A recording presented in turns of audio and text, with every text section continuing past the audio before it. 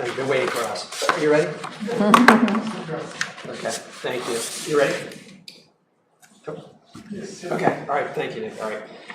All right, let's call together the select board meeting for the town of Hanover for Monday, September 23rd. We will open with a look at the agenda, which I'm doing right now. We have no public meeting. We have agenda review. Turning to my fellow select board members, any items on the agenda for which you would like to change the order? I wanted to pull from the consent agenda the CIPC appointment and the conservation commission appointment. Okay, so pull the appointments. Yep. Yeah. Very good. And we'll do that when we get there. Employee recognition. Wow. Certainly. In your packet I included a list of employees. We're trying to recognize those who have reached their 25 or 5-year anniversaries. And you have me at cutoff base here. I was taking notes. We do have Michael Gilbert is in his 26th year, but we do have a call firefighter who served the town for 25 years. It's a unique situation where we still have call firefighters, and we're grateful for his years of service and hope for many more. With that, I have no other staff to recognize. We do have a list of staff who've been here a substantial amount of time, and we are blessed with staff who give us long tenure in their career here at Hanover.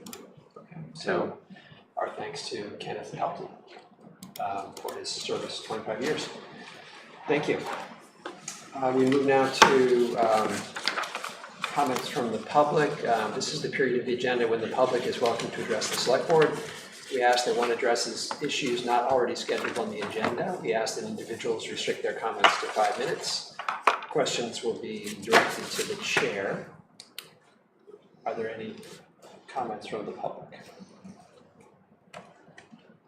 David.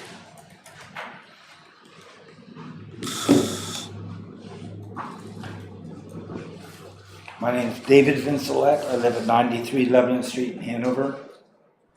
I have a duty due to my oath of office to defend the Constitution against all enemies, foreign and domestic. I came here, I've been coming since November 9th, 2016, trying to get somebody to pay attention to the fact that Robert Houseman illegally put a fence across my driveway and fire lane and left it there for 25.5 months. I asked him about that, and he sent me a letter. I received it today. It's a memorandum. It says, enclosed, please find a memorandum regarding your claims which have been discussed during the public comment sessions of the select board meetings. The memo reviews your concerns, including the town's use of crushed asphalt, the property rights dispute involving the fence between 93 and 95 Lebanon Street and the Tansy tract, and the maintenance of the roadway accessing these properties. The memo includes court decisions and relevant documents that provide context and legal rulings on these matters. In fact, the memo contains no court decisions or relevant documents that would provide context and legal rulings on these matters. For some reason, he left all those out. I'd like to give you each a copy of the map of my property. My home is at 93 Lebanon Street. It's the lot in the middle of the property.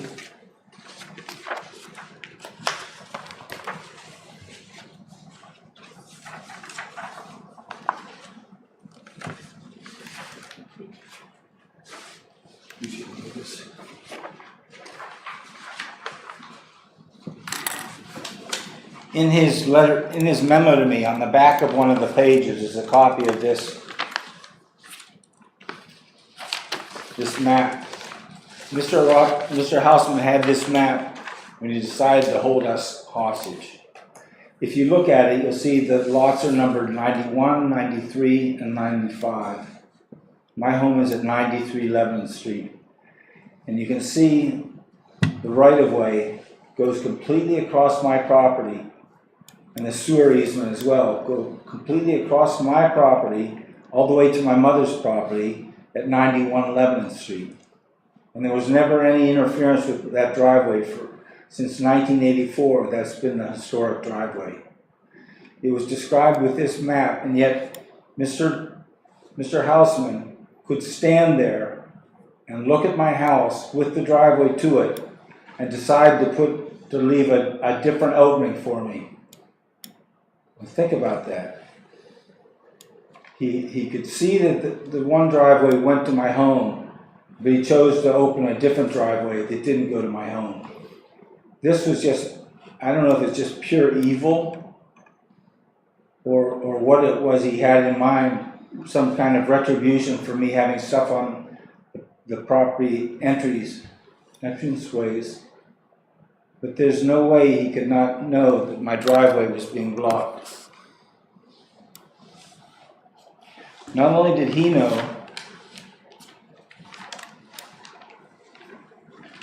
but Lieutenant Michael Shabola, Captain Martin James, Chief Charlie Dennis, Assistant Elizabeth Rathburn, Sergeant Daniel Fowler, and Sergeant Sargent are all members of the police department with an ethics requirement that they protect constitutional rights to freedom and liberty. The Public Works Department, Peter Kovacki, and several anonymous workers helped install the fence. In the housing office, it was Robert Houseman and Vicki Smith. In the fire department, it was Fire Chief Martin McMillan and Deputy Michael Hinsley.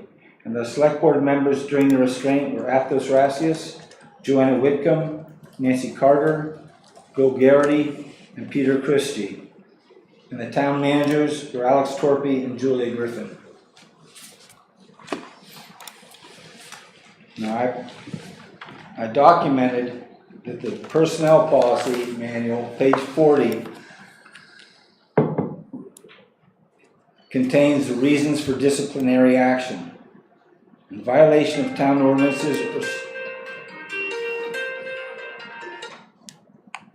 David, that's, Time's up? that's 5 minutes. I believe that what you were sent by Rob also had the Superior Court decision of 2018. There's no court. The email I sent you today. I don't know about that. This says it contains all these documents, but it didn't. The emails I sent you included them. Oh. And I do want to point out that the access that you're referring to is on 95, not 93. The access to 93 goes across 95. Yep. Yes, that's right. It's been that way for 40 years.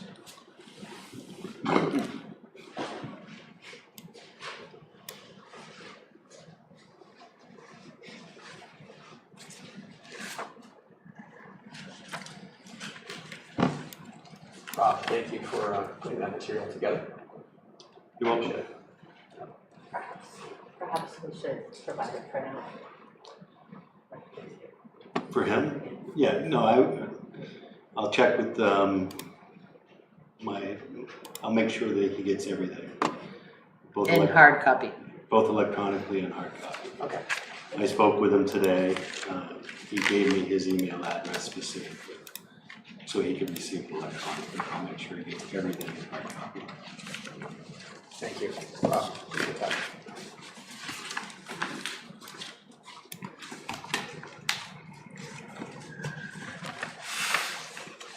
Okay, let's turn now to business requiring discussion, the first of which is I'd like to from the Finance Department. Ellen, thank you for coming tonight. Thank you for your update. Thank you for having me on the agenda. Ellen Bullion, Director of Finance for the Town of Hanover. And there are a couple topics that I wanted to cover tonight with all of you, starting with an update on our audits. So we are in the process of completing the fiscal year 2023 audit. And once we have this discussion, Rob and I will sign the documents, and then we will receive the final copies of the audits. At that point, I'll provide all of you with an electronic version with some additional notes, and then they will be posted to the website. So I think that in our conversations and in our public conversations, I've been signaling that a lot of the comments on the fiscal year 23 audit would be similar to those of the 22 audit. And so that certainly is the case, in particular where the accounting for the capital assets resulted in 4 adverse opinions, both in 22 and in 23. So I think that that's, you know, again, it's not something that I've experienced in my career in the past, but I am really pleased to discuss the progress that we've made in resolving that issue. And we have been in contact with our auditors. We're already in the process of the 24 audit. And based on the documentation and information that we have submitted, both the updated accounting for the assets and the calculation of the depreciation through 2024, that they would not expect to have any adverse opinions for the 24 audit associated with capital assets. So, Way to go, Ellen. Well, and I have to And put, team. and team, just really a lot of credit to the team. And, you know, again, an appreciation for the approval to add an accountant to the team, because, you know, his dedicated time on this project really brought us to where we needed to be. So I'm looking forward to not having adverse opinions on the 24 audit. The other things that we did experience in 22 that carried over to 23 are the material weaknesses, which are also areas that we have put a lot of effort into. Certainly the reconciliation and general ledger maintenance, we have made progress there. There's additional progress that needs to be made. And then I think in the capital projects and grants maintenance, we also have made progress in that we've separated out the funds, for instance, for the ARPA funds and for other grants. So we're putting additional definition into our financial reporting. I just had a question about the ARPA funds. Sure. And just, will we see at some point like where we're at with all the various funds? Because I know there were some outstanding projects. I didn't know the status of all of them, and I know there were some funds that were still not committed that we didn't want to just miss. Sure. I mean, I think that that's a great idea, and I think Rob and I can put together an update, and as is appropriate to add it to the agenda. Be happy to go through it. And I think it's actually a very timely question, Jenny, because certainly we've had large expenditures associated with the Lebanon Street sidewalk, but we do have outstanding projects that need to be committed by December 31st of this year. And then there were some additional, I believe about $18,000 worth of funds that were not fully allocated. So we should definitely add that to the agenda. I think it's a great idea. Good. So moving on to the 24 audit, we'll be hosting our auditors on site next week. They were on site for an entire day in July. We've provided them with a lot of information and have done a lot of the pre-work on that audit. Definitely, you know, working with our auditors, we will be targeting to complete that audit by the end of December of this year. First of all, that will make it a timely completion, but also it just does give us the additional information as we head into the fiscal year 26 budget season, which is essential. So, yeah, looking forward to continuing to stabilize that process. And Ellen, on that, the undesignated fund balance at the end of the fiscal year, when do you think that surfaces? Sure, so we should see that about 2 weeks following the field work from the auditors. And about 2 weeks following the field work is when the auditors, and that's a great segue into my other two topics, the MS 535 is submitted to the state by the auditors. And in talking with our lead auditor, again, he felt that that would be 1 to 2 weeks following the field work. So that's about when, November? So it'll be around the 14th of October, Okay. somewhere in that time frame. Terrific. Actually, I didn't do the math very well, did I? Around the 17th of October, 17th, 18th. Okay. Yep. Terrific. And again, as a segue into the tax rate setting process for tax year 2024, we will be working and submitting the MS 434, which is the revised revenue estimate. That's where we have the opportunity to take a look at the revenue for our fiscal year 25 budget and make adjustments as appropriate. We can't submit that form until the 535 is submitted because a portion of it does come over and it is the undesignated fund balance. But in looking at our major revenue categories where there might be opportunities or risks, I really focused on the handful that I mentioned, the motor vehicle registrations, the planning and zoning permits and zoning fees, the short-term interest. And it would be my recommendation that we keep our revenue projection as is and not make any changes. I think that we could have, if the Fed hadn't changed interest rates, I probably would have recommended that we increase that revenue, but not only with the half-point drop and then signaling that more are on the way, and considering that our fiscal year goes all the way through June of next year, I think it's probably a better approach to leave that revenue where it is.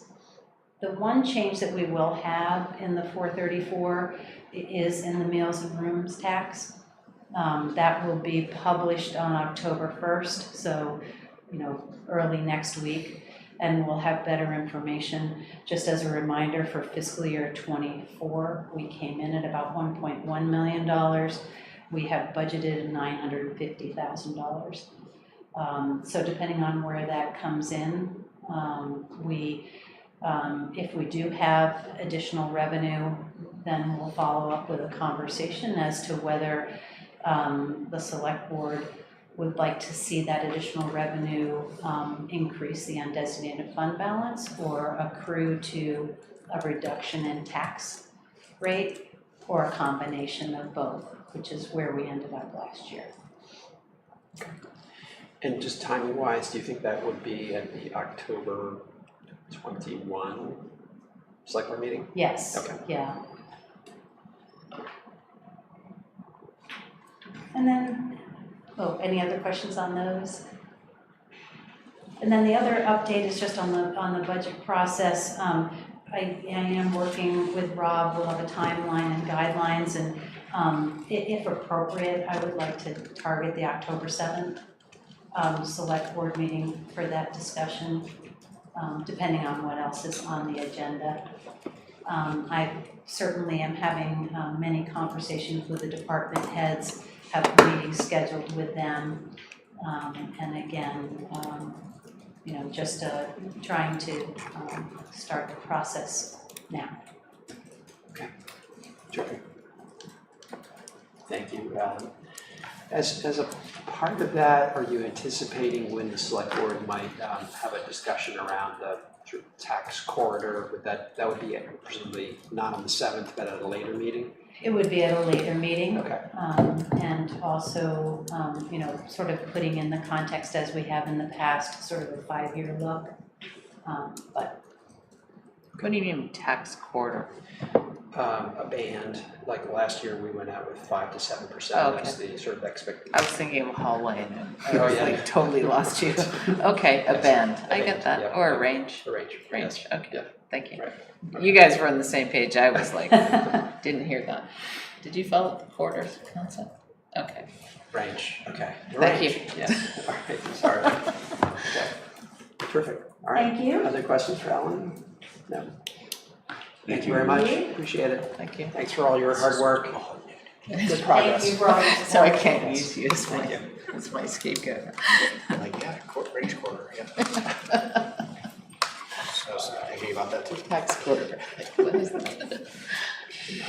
Okay, we turn now to from quarters to matrix. We're going to the matrix, which is the discussion of the master plan implementation matrix. Rob, you're gonna walk us Very through small this. I can. You have been asked to reach out to us. I have. Yes. Can we make that? Who do you have to buy? Planning board. Planning board. Okay. All right. So the planning board is in the process of finalizing the implementation chapter of the master plan.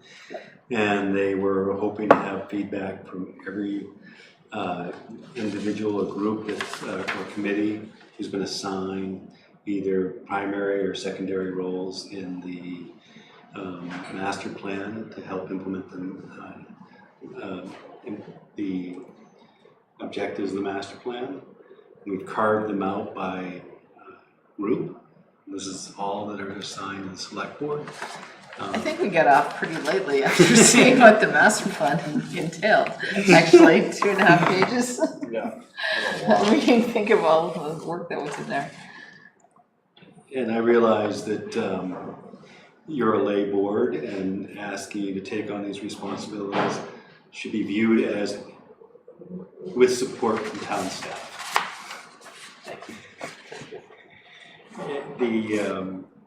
So we can chunk through them in any way you wish. The goal here is to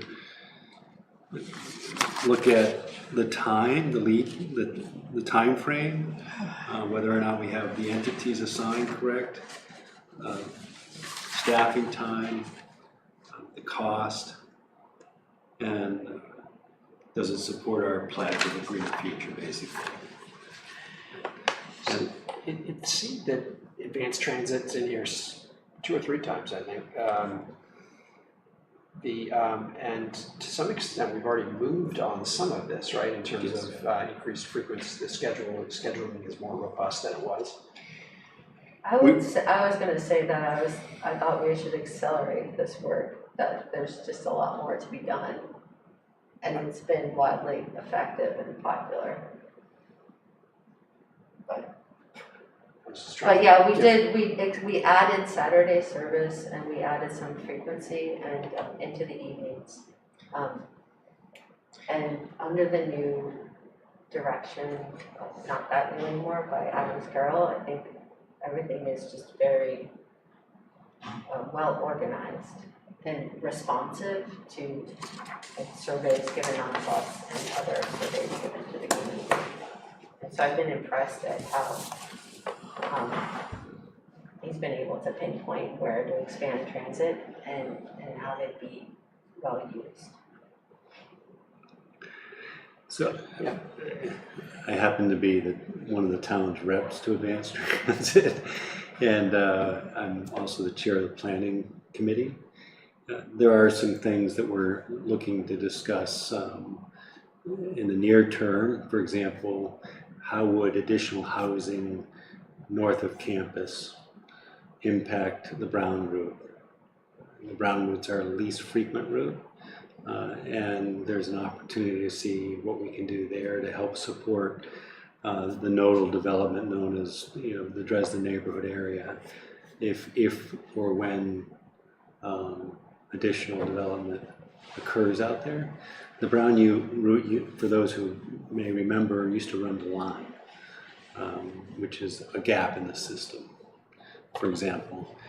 The pink route, which is something Dartmouth is committed to, it's a high-frequency route to Lot 9 during peak work travel hours. And Centera. And now links to Centera for the first time. So we're seeing a real response to having that expanded. The survey responses that we're getting are pushing for more access to Centera. So as the numbers get refined, we'll be able to see what the Dartmouth high-frequency shuttle demand is for Lot 9, and then we can see if we can adjust the frequency to Centera. Regarding the Brown route, my understanding was the stop over near Dresden is like our most popular stop too in Hanover. Is there? For the Brown route, the most popular stop is actually the old bookstore, or My Brigadero.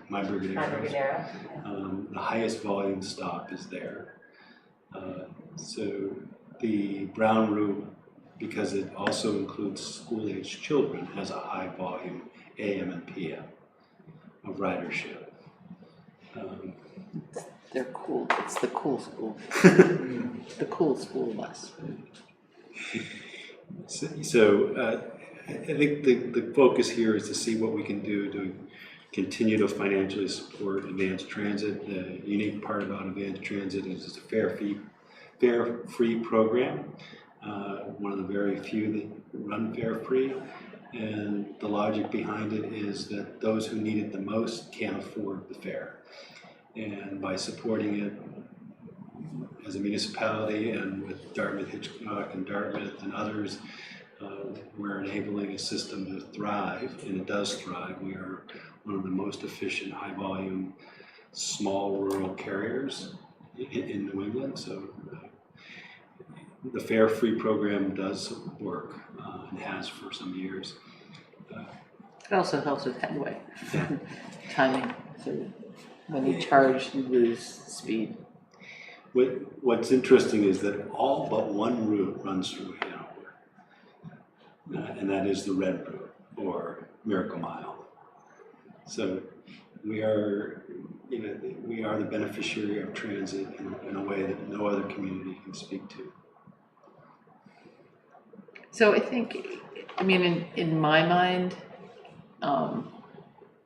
I think Adams is great. I think Advanced Transit does really good planning.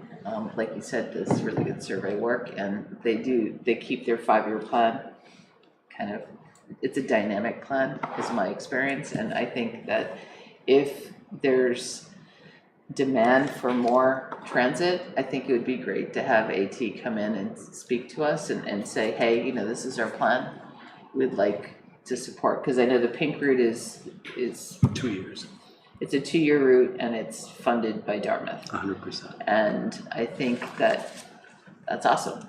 And I think but I think it also benefits DH. But DH, is their lot is lot 9. They own that. So I think there's some really nice synergies there and nice, regional things happening. And I think, hypotherm is a contributor too. Yes. I think. So we always, there are other. And I can say that we're looking to schedule a new planning meeting very quickly here. The idea of being able to extend the pink route to link DH and possibly Dartmouth Coach. Which would be amazing. So that you could get to the Lebanon Dartmouth Coach, get to hypertherm in that area, all on transit, is something that is in discussion as we speak. It feels really strange to not be able to get to that big Dartmouth Coach without transit. It's something that we stare at regularly and try to figure out how it impacts our headway time. The saying is, riders of a bus know when they're going the wrong way. And when you take a bus off a normal route and turn them in the opposite direction of where you intend to go, it can cause drop in ridership. So we are always trying to figure out how to solve for those issues, and a pink route extension might be that solve. It's really interesting with Lebanon redeveloping that corridor as well. And potentially adding a lot more housing. So I think I'll take that under advisement and just make sure they know.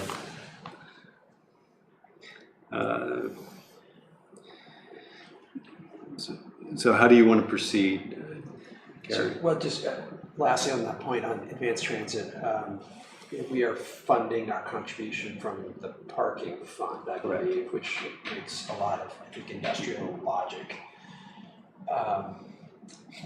But I know too, the parking fund has been kind of in recovery mode, and so I think as we think about funding additional commitments, having a sense of how the parking fund will play out over the next few years would probably be important to consider in light of, potentially adding more. So a little bit of maybe spreadsheet work there. Sure. Yeah.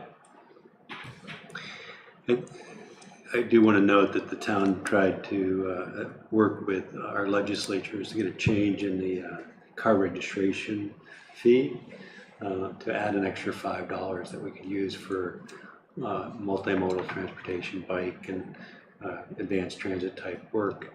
The state legislature chose not to support that change, so it's something that we can revisit also. We've also over time tried to get the gas tax to help support transit in this state, and the gas tax has never gone. It's still, as far as I know, it's still 5 cents a gallon. Yeah, but I think more meaningfully, the federal government has said pretty unconditionally that the highway funds can be used in the right way, not just specifically the right way, which does open up a whole bunch of possibilities, since that's significantly larger than a transportation and improvement fund.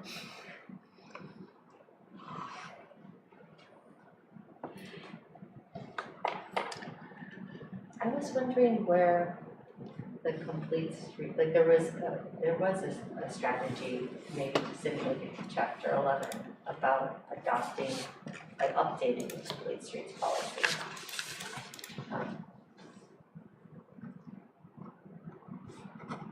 I didn't see it here. I'll see if we dropped it by mistake or if it got left out of chapter 11. Yeah, I think it's just not in chapter 11. I think that it's have to come back this way. Yes, it's a policy adopted by the Selectboard.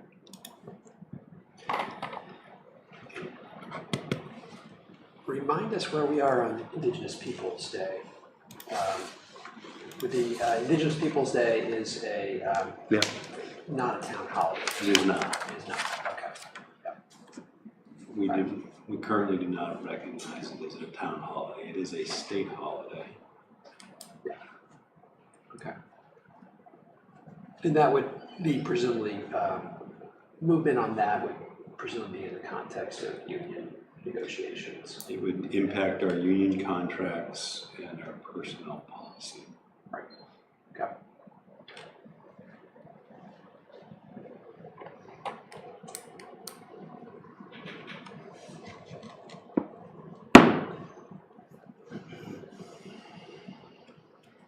I have a question with just in general how concrete the strategies are, the implemented targeted material limits or ban.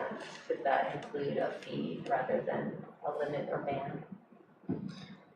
I think a lot of stuff is probably not allowable in New Hampshire, but a lot of people say for plastic bags charge a fee, but I don't know if that would be considered some sort of sales tax or a different kind of, I don't know what's allowable in New Hampshire, but I was also just wondering, in the context of our master plan, is something that effectively limits it, like a fee would that count?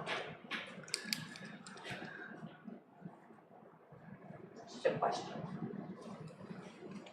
It might be irrelevant, given that we're in New Hampshire. So I didn't see whether that was doable.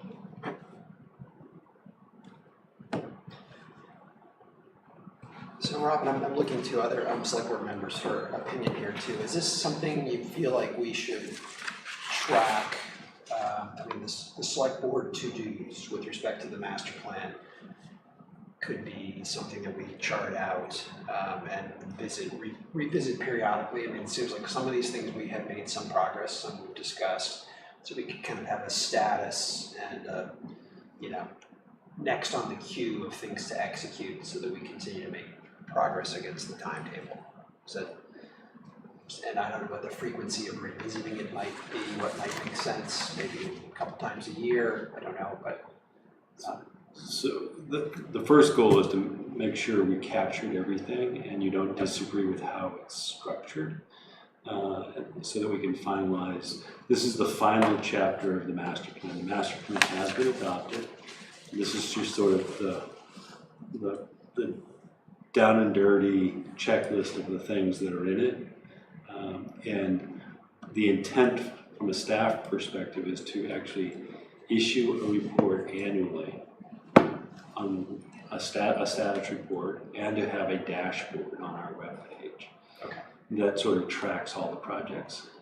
The goal here would be to make sure that those that remain relevant stay on the spreadsheet.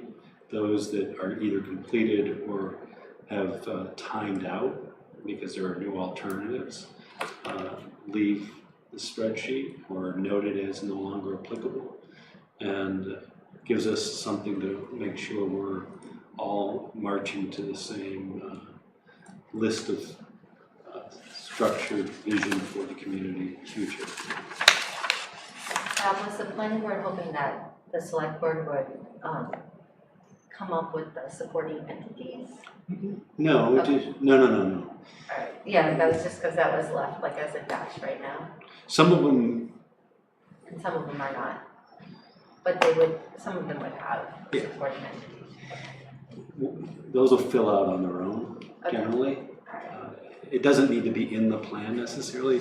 We're just trying to get this buttoned up, and the planning board didn't want to adopt the implementation matrix without each. I mean, since they're giving an assignment, we should be aware of it. Is that what you're saying? That was good. I mean, I think the idea of, having dashboards and, the annual output by the planning board saying, hey, you did your job or you didn't. I mean, for select board, as we do budgeting, I would it feels like this would be a good list to go through and say, okay, how does this money stack up against this? And should we be setting aside some money, or, I mean, I think that's the opportune time for us to be looking at this work.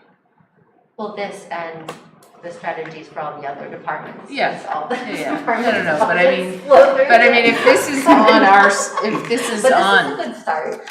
yeah. But if this is on, if the lead entity is the select board, then we should be making sure that Yeah. we're discussing at least the lead, and as fire or sustainability comes to us, we can say, oh yeah, that fits the rubric, and let's make sure we fund it, or hey, we're not doing it this year, we'll do it next year. This is part of the 5-year plan. So For 612, we did adjust the Vision Zero. We did commit to a Vision Zero policy and the best practices that support that. I can get you that. I was there.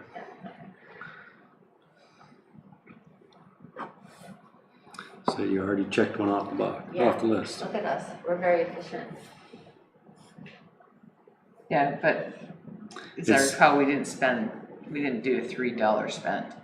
No. Right. I was wondering if some of these, because like the supporting policies and programs are, there is a spectrum Yep. of them. Some of them are inexpensive and some of them expensive. if the framework, for these ones that sort of are lumping up a whole bunch of, like rolling up a bunch of to-dos, if the framework could be variable or $1 to $3 signs. I don't know, I don't want to make your checklist counterproductive, but it would seem to better capture like what would be going on, say, in this one. It's really just the committee too, so we did that one.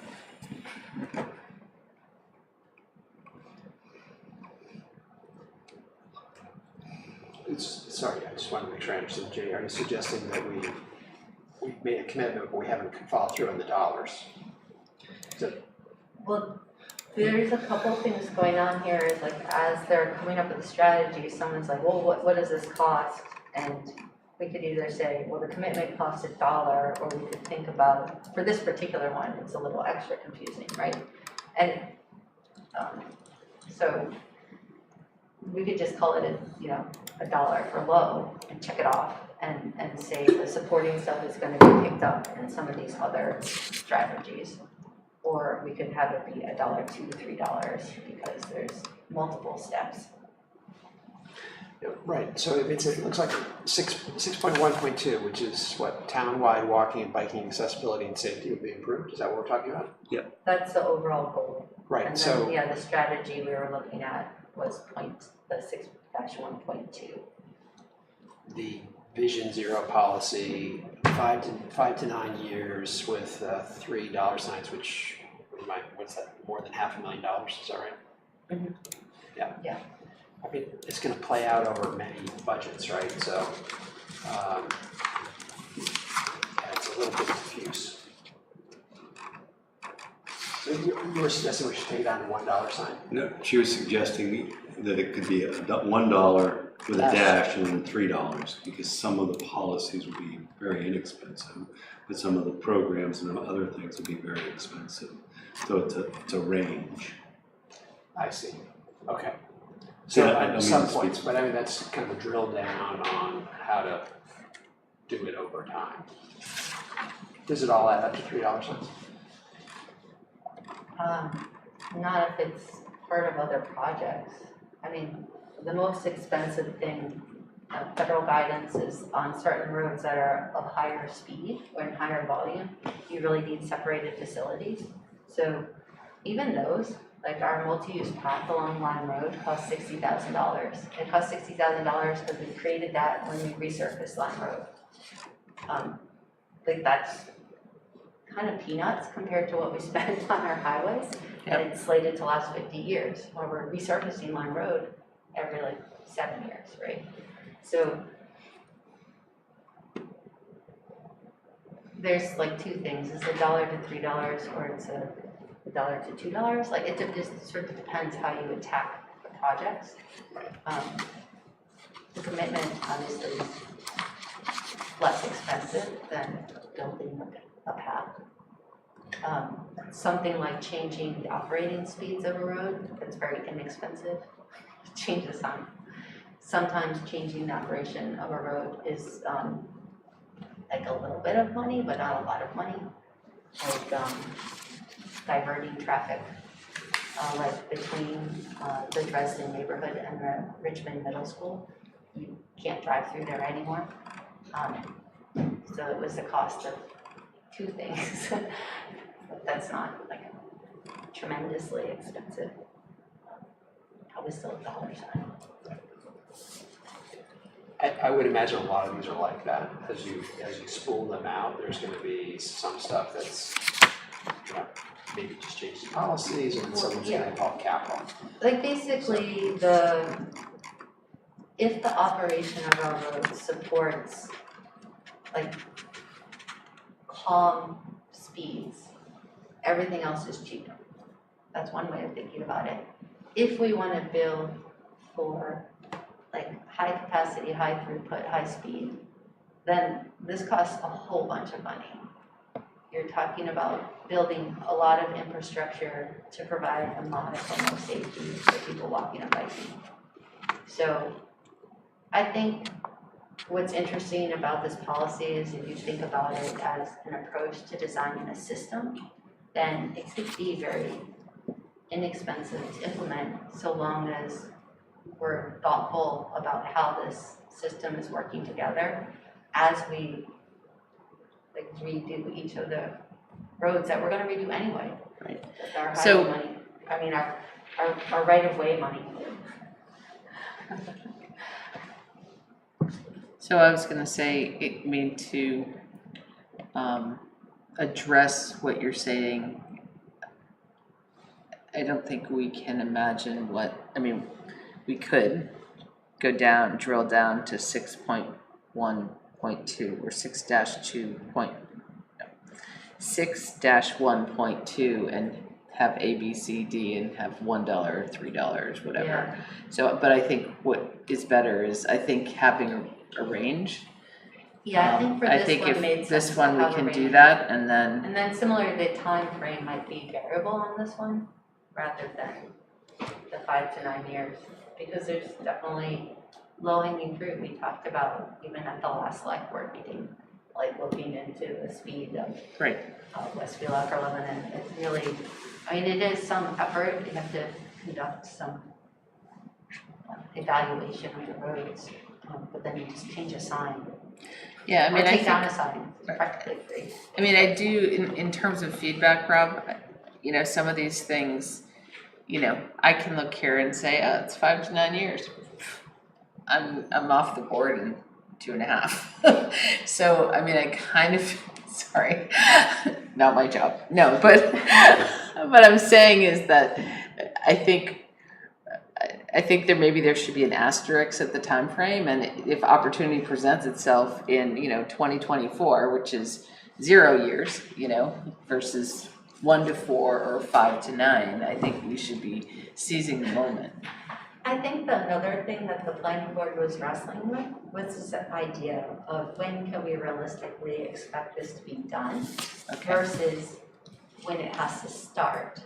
And you can imagine a project that won't be done for 5 to 9 years, but it's never gonna be done unless you start it now, right? Mm-hmm. So there's a lot there, that nuance that you gotta be thinking ahead is not like written here, it's just that's the presumption. Okay. If we see the strategies, we know that some of them we do have to start working on in some capacity sooner rather than later, in order to meet any targets down the line.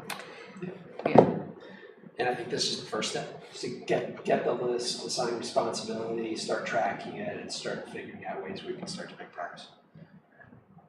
And so maybe the footnote on time frame is make sure you understand kind of the strategy that we need to implement, because it may take, you may need to start, we may have needed to start yesterday in order to meet the targets, right? Yeah. So, I just have a kind of a general question, Rob. You can keep writing if you want me to wait a second. Okay. Sure. Okay. So you sent me this list for some of the downtown route, Yep. Which I thought all of your stuff was, similar to what we got here. That Rob sent me a list for the downtown route, but I felt like that list was only a small subset of what's in the downtown chapter,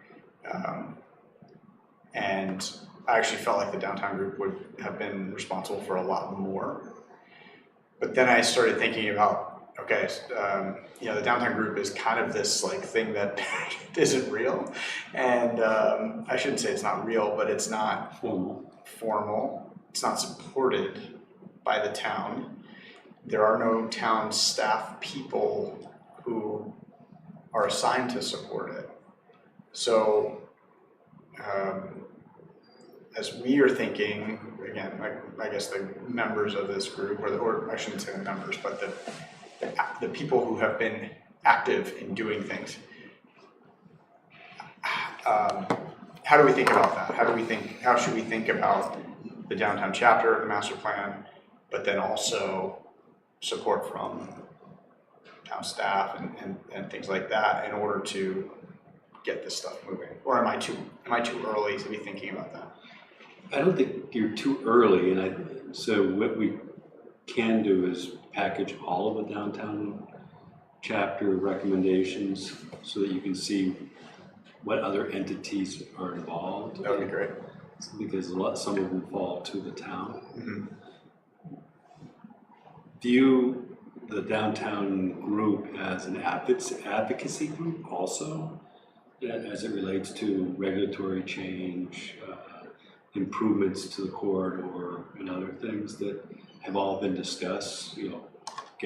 Public gathering places, improved sidewalks, better the Wi-Fi conversation. Sure. Having those who live and breathe downtown have an active role is critical to, a voice in supporting those recommendations. Yeah. So what I'm gleaning from your comments are, we're not a real board or committee, so that we don't have professional staff assigned to us from the town. How do we move it forward? I would say that while you're not a board or committee, you do have professional staff attending quite regularly, and trying to help move the needle where it falls on staff or town shoulders to carry the ball with. Yeah. Okay.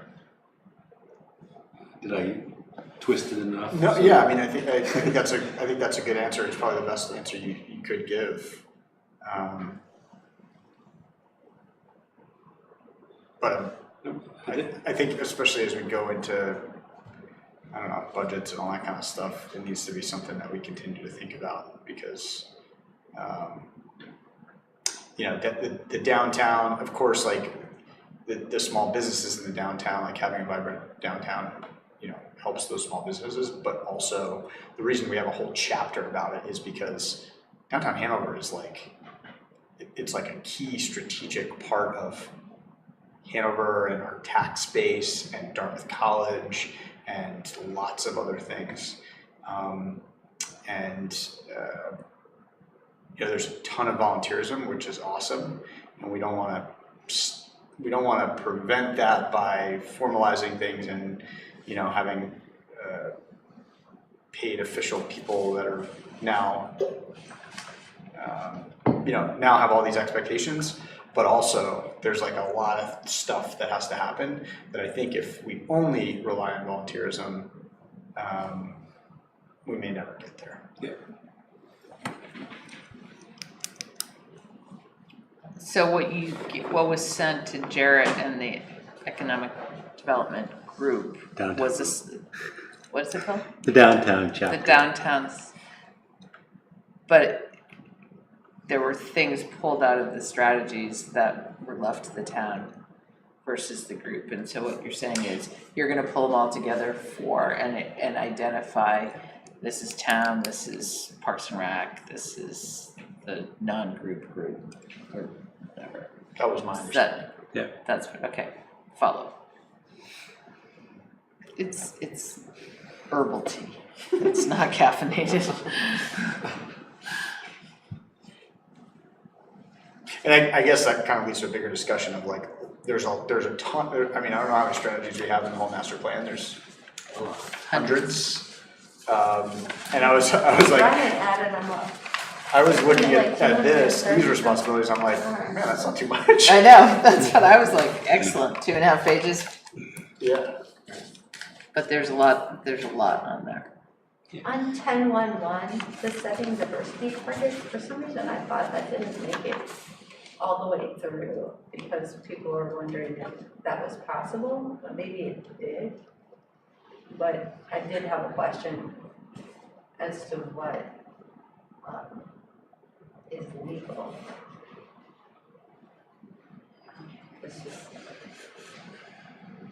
And then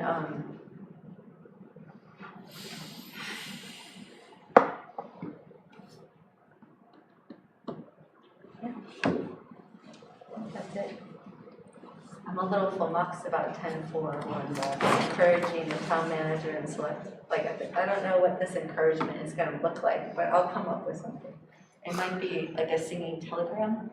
Yeah, there we I go. don't know, like what, Yeah, I don't see that happening. like, I don't know what it looks like. That's the one that looked like, it's like, oh, we gotta make up something good here. I think it just means talking, just making sure there's a rich dialogue. Absolutely. And I mean, that could be one of the goals of the town manager is that, you know, or a key result of the town manager is that, you know, there would be a monthly meeting between town manager and president or something. Right, or maybe we invite one of their communication people to come visit with us. I work with Heather, like, who's in the president's office, and part of her kind of job is downtown stuff. And we meet like regularly, and it has been awesome because many of the things that are in the downtown chapter, we're already like moving on. And it's just a matter of having a person that is fighting for the downtown and, you know, having that dialogue and kind of keeping on marching down the path, so.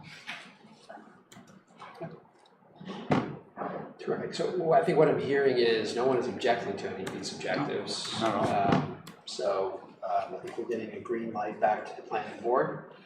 Yeah, with the change in the framework to include variable and dollar sign to $3 signs for certain items that seem to embody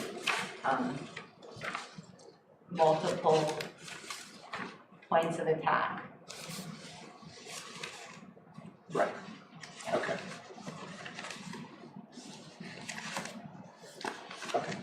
Good. I think that was the only change, right? Yep, Yes. And a footnote on time frame. yeah. Yep. You can start before 5 years, because all of our terms are up. This isn't a minimum. Yeah. We're Like, it may removing- take 9 years to do it, but you could start might have anytime. to start sooner than 5 years. Yeah, especially for stuff that's going to feed through the capital reserve funds. I mean, we start salting away. Yeah, and I guess the, and perhaps I just misread the time frame. It should have read, it's going to take 5 to 9 years to make it so, versus starting in 5 years. 5 through 9. Yeah. Yep. Yeah, so maybe clarity would be helpful for some of us. It's actually the length of time for completion of a given strategy. Yeah. And so I misread it. So you have to have it done in 9 years. Yeah. Okay, So we don't need that footnote. okay. Anything else on this? No. Let us turn to business requiring action. The first of which is the current use lien release on 87 Lyme Road. And Norm wrote a memo on this. Sounds like we missed the window, so I move that we approve the release of the current use lien on 87 Lyme Road. I second. Any further discussion before we vote? Okay, all those in favor? Aye. Aye. Terrific. Administrative correction on 17 South Street. Do you want to, Rob, do you want to just, this relates to Maynard House? Maynard House? Sections. Yeah? Yeah. Okay. Maynard House was given fully exempt status in 2023. Unfortunately, the first tax bill in st went out before that determination was made, so we need to take corrective action and rebate their first half of the tax year tax bill. Okay. All right. Thank you for the suggested motion language. Would anyone like to move it? I move that the 2024 first half real estate tax bill for Upper Valley Hostels, aka Maynard House, in the amount of $1,779.00 be abated due to their request through abatement application approved by the Advisory Board of Assessors on June 2nd, 2024. Second. I'll second that. Joanna? Discussion? No. All those in favor? Aye. Aye. Unanimous. Thank you. Liberty Utilities poll license request. Sure. Liberty Utility has requested a pole licensing for moving an existing pole. The existing pole needs to be moved to assist in the construction of 25 West Wheelock. Pete Kabaki has reviewed this and is recommending approval at this time. This requires your review and approval. So at this point, we're recommending that the board grant the pole license as requested. Thank you. Is there a mover? I'm gonna recuse myself on this. Okay. I have this one question because it comes up so frequently with the planning board. Are there any duplicate poles around there that could be The same thing. cleaned up? Can you I approve this forgot, on I the meant basis to that go, all other I was duplicate out of poles town were this weekend, I was like, oh, I gotta go by Wheelock and see. And I don't know. We can certainly make sure that that's addressed as part of our transmittal. The challenge with all of these poles is there are multiple users, and Liberty is just the power company. Obviously, everybody needs to move when the pole gets relocated, but it can take time. Yeah. And Rob, like- why is this a select board? It's in our right of way. I You did- license every pole. I did reach out to We do that. NHMA to see, Oftentimes Who's Liberty's after- here after saying, Liberty can we do came this? to the planning board? Yeah. So we and have. they're very as a clear board, that we can ask them to remove the approve second it. pole. Yep. And if they don't, it's at their expense, and that it's beholden on them to figure out who the third party attachments are and do anything they need to do with that. And it's really just about identifying the double poles, and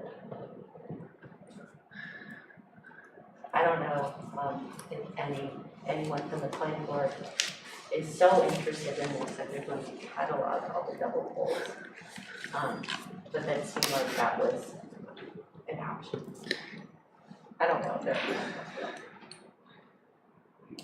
Understood. I've never noticed the double poles except for when my neighbor pointed out their double pole that they were upset about. And now you will never unnotice all of the double All of poles. them, I still only see that one, I don't know. Lebanon Street, Greensboro, Etna Road. They're all over, It's amazing.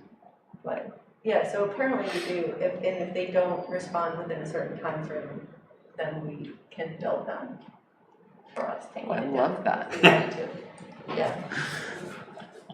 And they pass that bill right on to us as the highest, as the highest New Hampshire, I mean, New Hampshire's the highest electric rates in the country, is my understanding. Okay, I move to approve Liberty Utilities pole license request to relocate pole 89/11 from its current location on West Wheelock Street to a location approximately 96 feet to the east on West Wheelock Street across from West Street. Second? Jenny? Are we gonna vote? I don't have any. We need a second before we can. Oh, I thought you did second. Oh, And I thought that was- I'm happy You to can second. second. I second, all right. Is there any discussion before we move for a vote? No? I guess Pete didn't have any concern about where it was moving to. No. Okay. All right, all those in favor? Aye. Aye. Abstention? One. I recuse myself, so. Recusal, sorry, yes, recusal, thank you, all right. Terrific, that passes. We move on now to items 1, 2, 3 by consent. These are actually, No, 1, 3, 4. well, it's actually 1 through 3. It's, the first item is labeled 2, but it's actually number 1. The first item is appointments, second item is donations, and the third item is banners, yes, so it's actually 1 through 3. So the first item, Jenny asked that we take this out of the consent agenda, the appointments. So then it's donations, which we're actually going to read. So I actually think we should take them all separately if we want to read the various donations. So So You guys we're are- not approving the minutes of September 9th? No, we will, but but because items 1 and 2 require individual vote, we're voting individually on all 3. We've undone the consent. Okay. 1 was taken out, 2 should be taken out to read the donors. Yeah, yep. Yep, okay, all right, so number 1, appointments. Capital Improvement Program Committee,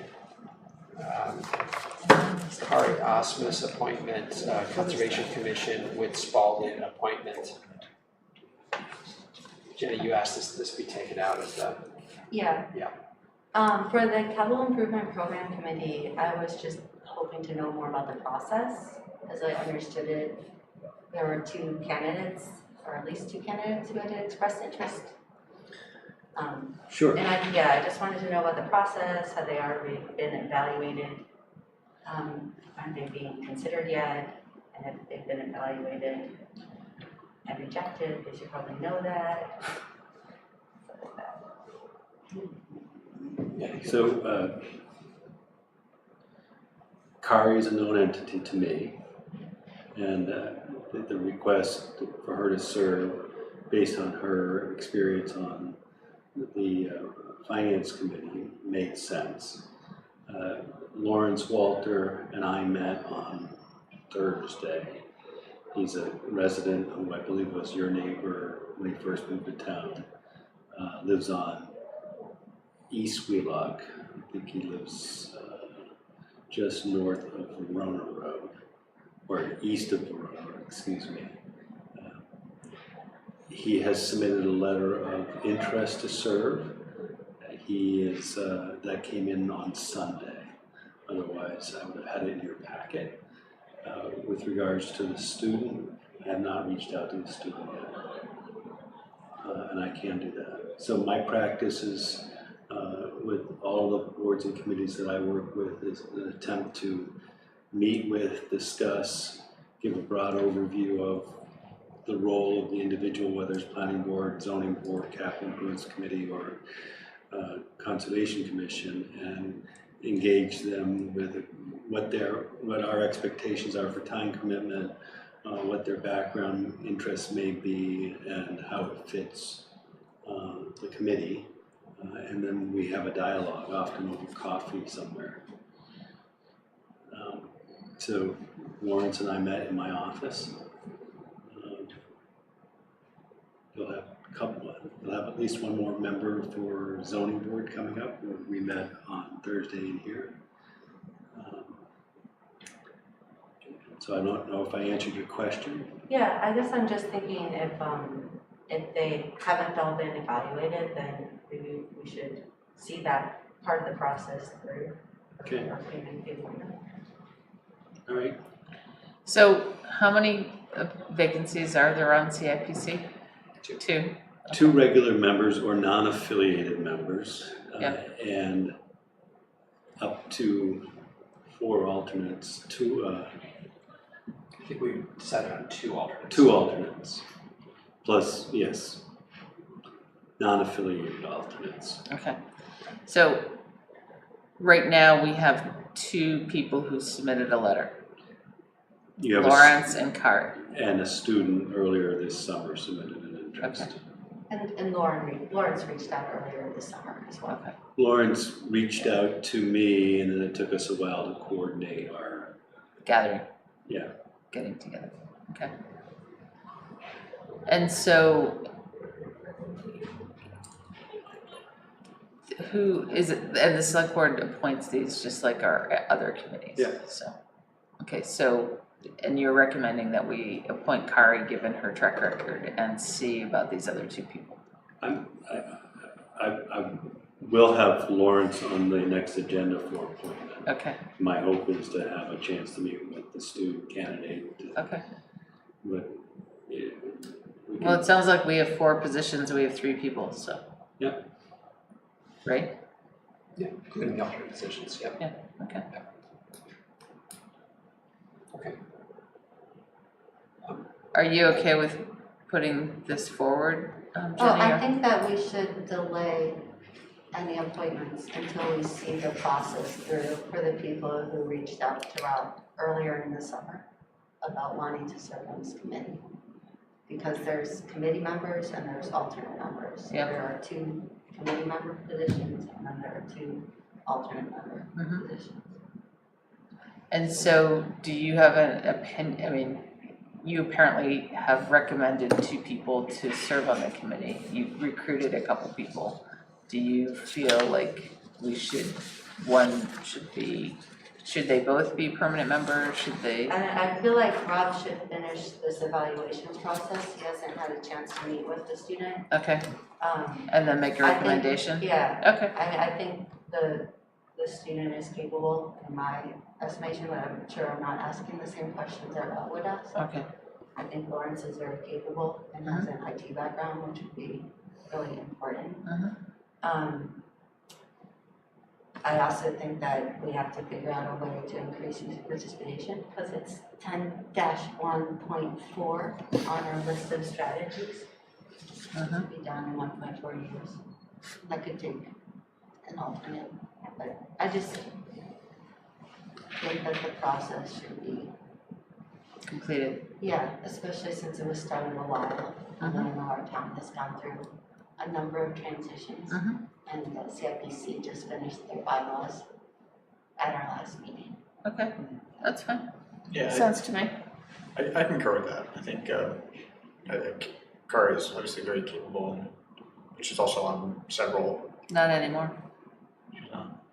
She's on the finance committee, but she is a trustee of the trust funds, and there's a nice overlap here in that role because of the capital reserve fund oversight. Yeah, we have So- you and John and we have Kari. Kari's not on the finance committee. Right. But all with finance committee experience. Correct. That's what we're talking about, the overlap. Definitely brings that experience. All right, so next meeting, we'll have had a chance to meet with Hopefully with the student. the student as Rob? well. Rob. Yeah. And then we'll And make a for those in decision. the Okay. viewing, audience, we have 4 places and we have 3 people interested. So if there's somebody else out there who would like to serve on our capital improvements program committee, we have space, right? Yes. Please just send an email expressing your interest to the town manager. Whit Spalding, we can move on. Since the sustainability master plan is in the process of being adopted, and the Conservation Commission is so important to that, I was hoping to have a conversation with them and I didn't have a chance to since I found out. The chair recommended a chair. I just wanted to have a conversation with them. I was hoping we could postpone that as well. Wait a minute, so you want to have a conversation with an applicant for the Conservation Commission instead of staff? Or staff, I mean, if that's not appropriate, I don't need to, but I was just thinking, I would like to just hear from the applicant, but about how they see their role relative to this sustainability master plan. I haven't met with, I wasn't able to attend that July meeting, nor was others. Yeah. So it's not. So what's the timing? Is Whit off the committee now? So technically, land use boards and Conservation Commission is a statutory land use board. Even though the term has expired, they sit until reappointed or replaced. So they remain the voting member of the Conservation Commission until such time that he's either reappointed or replaced. And that applies to all land use boards. So the Planning Board, Conservation Commission is on the board.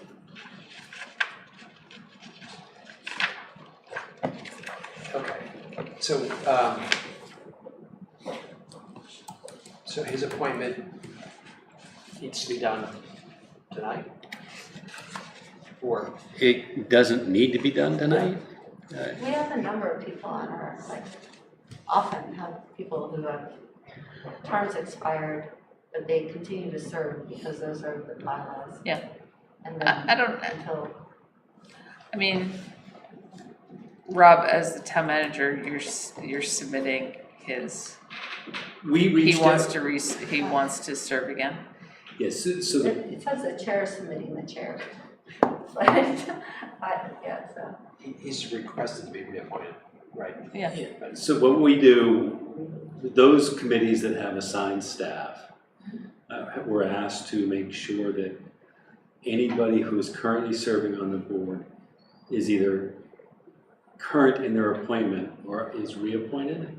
And we went through the list and found that there were several that were had lapsed, and Whit was one. So we emailed Whit asking if he would be interested in serving, and the email response from Whit was yes. So is it my memo language that throws you? Or is it the lack of specificity? I mean, he has served as vice chair, and then he currently serves as chair. It's just really wanting to understand how he sees the sustainability, and have a conversation on the sustainability master plan. Oh, okay. Like, and how all the pieces of it intertwine. So I'm just like a little bit reluctant just because of his longstanding service to step in. I mean, I think you should get together with him, but I Yeah. don't know that it should hold up his. Right, it doesn't necessarily need to. Okay. So it sounds like we're gonna move this. I'm gonna move to reappoint Whit to the Conservation Commission. Okay, second? I'll second. All right, those in favor? Aye. Aye. Okay, that's unanimous. Okay. Let's move forward on donations, and we need a reader. Done all the other readings, so I might as well Yep. Please, thank you. hold the mic. The Hanover Fire Department has received a donation in the amount of $100 from Lien A. Miller to show appreciation to the EMTs. The Etna Library has received the following donations: Bill Go Inc., $50 in memory of Reed Drucker; Emily and Ronald Leving, $25; New Hampshire Humanities Council, $300; Jerry and Pat Balcom, $100. Hanover Parks and Rec Department has received the following donations as sponsorships for a youth sports team: Snacks Restaurant, $650; Dunks Sports Grill, $650; Hanover Corp, $650; Supreme Mechanical, $650; Mascoma Bank, $450. I'd like to move to accept the donations for the fire department, Etna Library, Hanover Parks and Rec Department as read into the record. Second. I will be second. All right, all those in favor? Aye. With much gratitude. Thank you With very much much. gratitude. Thank you, donors. Changing the second thing up. Yeah, that's awesome. I'm catching on slowly. All right, so banners. All right, this sounds like we have done this in the past. Raising money for Campion Rink. Hanover Improvement Society requested to hang its Campion Champion fundraising banner over Main Street from October through December to promote their continuing fundraising efforts for the next phase of renovation. And it sounds like we can accommodate this request. Is there a motion? I move to approve the Hanover Improvement Society's request for an overhead banner at available times from October through December to promote fundraising efforts for Campion Rink. I will second. All those in favor? Aye. Very good. We move on to committee reports. Minutes Minutes, yes, minutes, yep, okay. From the August, or September 9th. Yeah. Yeah, back there. I move to approve the minutes from the September 9th select board meeting. Okay. I'll second that. Any seconds? Any comments for voting? Seeing none. All those in favor? Aye. Aye. Okay, good. All right. Select board reports. Start with you, Jared. Nothing to report. Okay. Joanna. Nothing to report, I don't think. Okay, I will tell you that the Trust Company met on September 11th. We welcomed not only Rob Houseman, but also Roger Wakeman to the Trust Company board.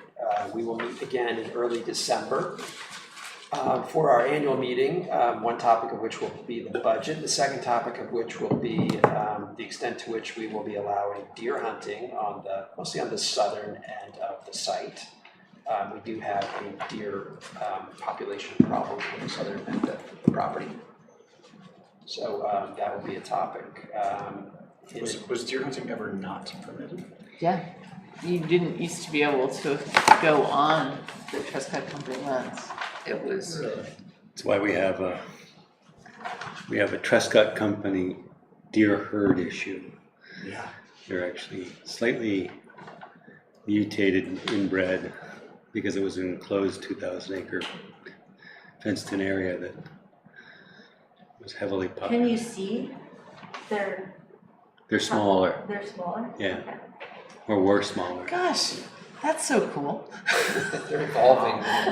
It was And the deer browse at lines were very visible. Yeah, Yeah. no, it's, there is that what you just said? I was writing notes, that there's gonna be a deer workshop? Well, there's going to be a discussion around the extent to which hunting is permitted. That's at Trescott, but there's some other deer thing happening, cause I got a nastygram today saying, you should go to this, Dartmouth has a problem. The deer management team is meeting, I believe, in Trumbull Hall with the state deer expert to discuss what's the best practices in managing our deer herd or deer population. So as a select board member, I should be attending this? I don't, Okay. I think you were targeted as a Dartmouth employee. Well, and it was as a select board member too, so it was a double hit. I think I'm the only select board member that has a hunting license, so. Yeah. And several deer tags. So you could, so perhaps you should get out there. I will be happy to Get take your going, place. man. I think the issue, Hunting. and I want to clarify, deer hunting, the discussion at Trescott Company was whether or not public should have access to the Trescott property land during rifle season. Oh, like hikers Yeah. and dog walkers. Yes. It's the mixed use up there versus bow. Bow is a very close. Yeah, bows Right. not. Doesn't get enough. No, it's hard. It's very hard. And I think that was the focus. Yes, that's right.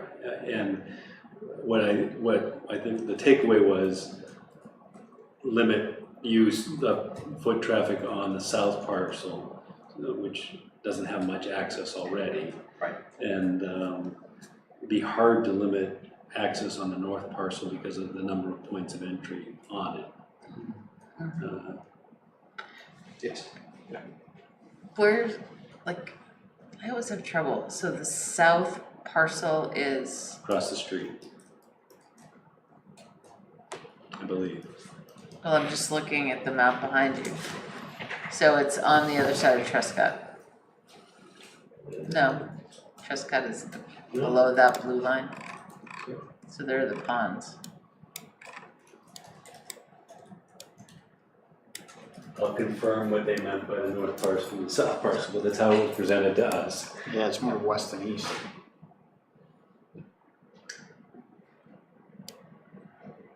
Okay, All right. anyway, thank So, you. Additionally, September 13th, CIPC met. The discussion centered on 24 legacy projects, 7 of which essentially have funding through grants and or had been previously included in capital plans. So 17 of those are being circulated for review, and then we'll move on to new projects. We're starting with legacy projects. Then we'll move forward with new proposals. So as a select board, since we ultimately decide kind of what to spend money on and or put forth to the electorate, will we see all of these applications? Because I don't remember seeing anything last year. Like, if there's 7 that have funding, 17 that aren't funded, and then there's new applications. I mean, the CIPC makes recommendations, but, you know, we just got our to-do list in terms of the sustainability fund. we don't necessarily doesn't the select board kind of officially nod, or is the CIPC the decider of how funding is spent? Not So to this- decide. Yeah. The CIP is a guidance document generated by the Capital Improvements Committee, or Plan Committee, to assist the select board in the budgeting process. You decide by how you put forward the budget on an annual basis. It is not uncommon, however, for select boards to set priorities in advance of the CIPC process. That's something we could consider in the future. Well, I guess, I want the committee to do their work, but I also want to make sure that as a board, we see all of the requests and we understand what's coming in and what's not making the cut. And how it all fits together in terms of, our overarching goals. Okay. So, And you would have seen it in the list that was presented last year at budget time. Mhm. These legacy projects were all part of that list. Yep. But if you. Oh, yeah, we can also forward that, and there was a request that I got from someone who, they couldn't follow along with the meeting because they didn't have the materials, and they were wondering if the materials could also be Put it on the website. put on the website, yeah. But, yeah, and so for like the so I could go and look on the website if it was Right, there. well, if it were there. Yeah. And then the 17 that are gonna be the legacy projects, the chair actually today just reminded us of our homework, like any questions that we have of those, we're gonna put forward at this Friday's meeting. And then we don't have the new request yet, but it would be good if the new requests were also, if we're familiar with them. Yeah. As a select board, I think, unless you think just add it to the package. Yeah. Or I think it Could would be be in the link. a good idea. So the CIP's request went out to all departments today. Okay. It's a Microsoft Office form that will pull everything into a spreadsheet with uploadable file options. The idea being that we can then sort of organize it by funding source and department and time frame, and then the process that I've envisioned is that department heads and finance and town manager meet to vet the project before it goes to the committee. And that the project is detailed enough to enable the committee to give it some review. And in addition, I've asked department heads to review the legacy project to see if they have any additional information as these work through the time frame for implementation, that would support this, whether it's updating the cost, additional detail, engineering detail or information, or has it slipped on the schedule? Should it be pushed back? So that all went out today. And I'll share with this body, I'll share with this board that transmitted letter. The nuance here is that in years past, it went out to committees, to all the committees also. The challenge with using Microsoft Forms and creating the uploadable file is that you must have a hanover.org email in order to upload files. So I'm creating a new form and asking those who don't have a hanover.org, hanovernh.org email to send me the files, or send actually Tom the files, who will be the keeper of this document. Okay. So in terms of CIPC meeting on Friday and going through the review process, is that premature then? If you don't have the updated stuff? I think it's actually the 11th. It is October 11th. Oh, sorry, Okay. we're just submitting questions. Okay, okay, Sorry. okay, thank you.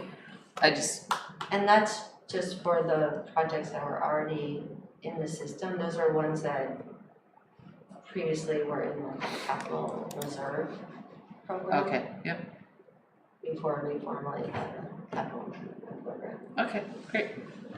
I think the other thing is we have new draft bylaws that are all but adopted.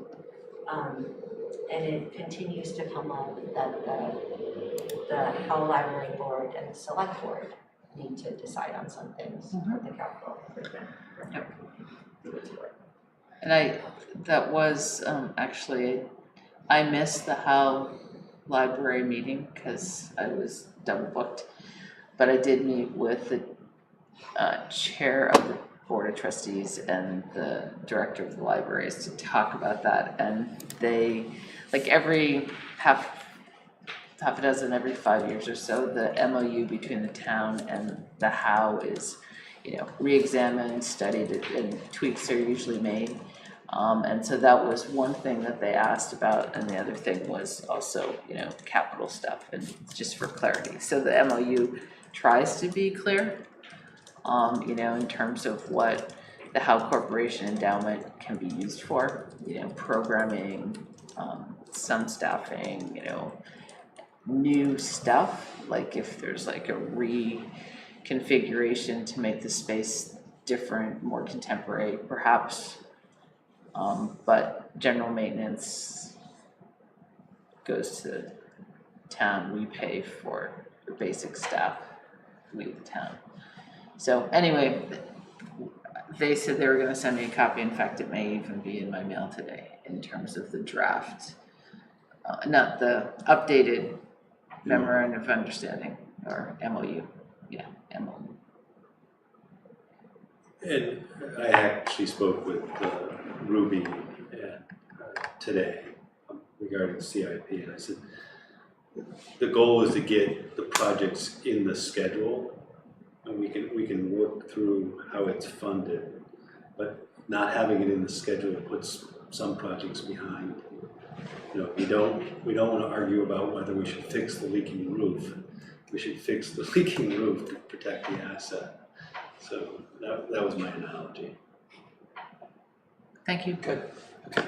Sorry I interrupted you. Yeah. I think, Jen, any other further reports?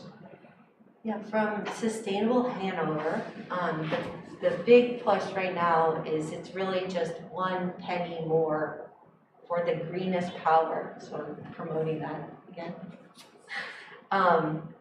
They're looking for people to help join in a work day for the sustainability park. That's been shaped 2 to 3 has been doing a lot of work there, and it's all coming in really nicely because the natives have gotten big enough that the work is actually less, but it'll be even less if anyone wants to volunteer. So that's just a plug for that. When is it? They don't have a date yet, Okay. but it'll be coming up soon. And a kind of huge thank you to Susan Edwards, who for over 15 years, it might be 17, I couldn't find my notes, years has done the community yard sale. She's coordinated it. And the hope is now that someone else can take over the coordination, but it's a very, very successful event where a lot of people find great deals. It went over really well again this year. So I just wanted to thank Susan Edwards for doing such a tremendous effort in building this institution now that is very valued in our town. In Hanover Bike Walk, as a reminder, a week without driving is next week. Very excited. That's Monday, September 30th to Sunday, October 6th. And this is to gain empathy and understanding of the challenges that face people who don't have the option to drive themselves. And then I heard from a neighbor. My neighbors are very interested in having calm streets, particularly on South Main. So I let them know the town is looking into potentially lowering the speed limit, and they were very excited. And I got a handwritten note from my high school neighbors which I forgot to bring. She asked me to read it, but I'll send you a copy. But it basically said that she and her friends walk all around town, finds it scary to cross South Main, which she has to do to get to the high school, and her other friend lives on Lebanon Street. So they're very happy that we're looking into this, and she wanted to express that gratitude. And I'll send you a copy of the note. I just left it on the table. And then I wanted to remind everyone that Fall Fest is this Friday, and Parks and Recs has done some extra organizing to give everybody a passport who comes. And if you can take that passport to all the different stations and get a stamp as you do all the various activities and crafts. Hannah Falcone has pioneered this passport system, and I think it's really added a lot of unity and enthusiasm around just getting out there and representing different committees and activities. And of course, there'll be Touch a Truck in our fire department there. So it's this Friday afternoon over at Storrs Pond, 4 to 6. Thank you. Thank you, Jen. Anything else? No. So a quick reminder to select board members, and a big thank you to the fire and police departments for our tours on this Thursday, 1 p.m. Right, did I get that right? I think that's the date in my calendar. Yep. Okay. Which is, thank you to them for that. Also a huge thank you for all of the volunteers and staff who participated in the New Hampshire State Primary on September 10th. It was a very impressive tour de force, and a lot of people put in a lot of hours. I was very impressed with all of the folks who were there and the effort involved. And I will broach this as a topic that if you look out on your calendar to November 5th, which is election day, which is stunningly about 6-7 weeks away. It's not that far away. We do have a scheduled select board meeting at 7 p.m. the night before, and I'll just put this out there as a trial balloon that given if you worked the whole thing, and I didn't work the whole thing for the primaries, but if you were a good part of the day out at the election, and for the general, this would be an important date for the select board to have a significant presence. Maybe we want to rethink the time of day for the November 4th select board. Maybe we can move it earlier so that we're not absolutely exhausted. Trial balloon, I'm putting it out there. Interested in feedback. I just don't think we want to have a late night and a super exhausting day the following. It was a long day. That'll be a long day. So, just a thought. Yeah. Okay. We don't have to decide tonight, though. We do not. We do not. And Rob, somehow we missed over the town manager report. I know you were involved in a lot of the discussion. Did you have any separate comments? So my goal with the change was to give the town manager report at the first meeting of every month. Okay, all right, okay. And not have a town manager report at the second meeting, except for recognize those staff who have served the 5-year anniversary. Thank you. Did you have anything else you wanted to add to tonight's meeting? I have nothing additional to add. Okay, thank you very much. So unless there's any other topics, I think we are ready for a motion to adjourn. I would just shout out fire department because there was a pretty significant fire on campus. Could have been tough. Another 3 cheers for sprinklers, the importance of sprinklers, right? Sprinklers and alarms, direct dial into the dispatch. Yeah. Right. And dispatch. Yeah, they did it. It was a team effort. Dispatches, yeah. Mutual aid. What's Mutual aid, Lebanon and Lyme? No. I don't know. Canaan? I don't know. Hartford. It's in the press release. What was impressive was from the alarm coming into dispatch to arrival on the scene was like 6 minutes. Wow. That is impressive. So kudos to the whole team because it's really important. Absolutely. And I do want to acknowledge that Ryan was on site at 3 a.m. Because a health inspector needed to inspect the facility in order to get it up and running. And we were able to, Ryan, along with many Dartmouth staff, we're on site and did an inspection and made sure Dartmouth dining services could be up and running. It's huge. And we have a special team here who cares a lot about this community, and it shows. Kudos. Yes, thank you to Ryan and the fire departments and those who provided mutual aid, and to you, Rob, for your leadership. So, thank you. All right, motion to adjourn? So moved. All right, second. All those in favor? Thank you. All right, good night. I Thank you, Nick. made a mistake. We need a signature